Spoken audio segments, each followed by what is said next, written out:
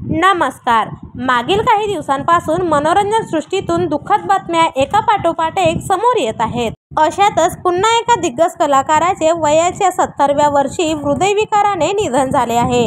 चला तर मग जाणून घेऊयात कोणता आहे तो कलाकार व काय आहे संपूर्ण माहिती. पण तत्पूर्वी वायन मराठी न्यूज या चॅनलला नक्की सबस्क्राईब करा, जेणेकरून असेच नवनवीन अपडेट तुम्हाला पाहता येतील.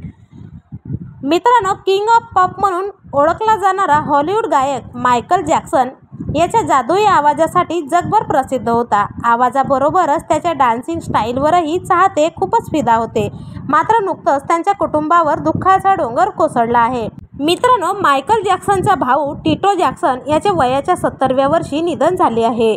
टिटो जॅक्सन यांचा जन्म 15 ऑक्टोबर 1953 रोजी झाला. भावाप्रमाणेच तो देखील एक उत्तम गायक व डान्सर देखील होता. एवढंच नाही तर तो उत्तम अभिनेता होता. आपल्या गाण्यांनी त्यांनी 70चं दशक गाजवलं आहे. तर अशा दिग्गज कलाकाराला भावपूर्ण श्रद्धांजली.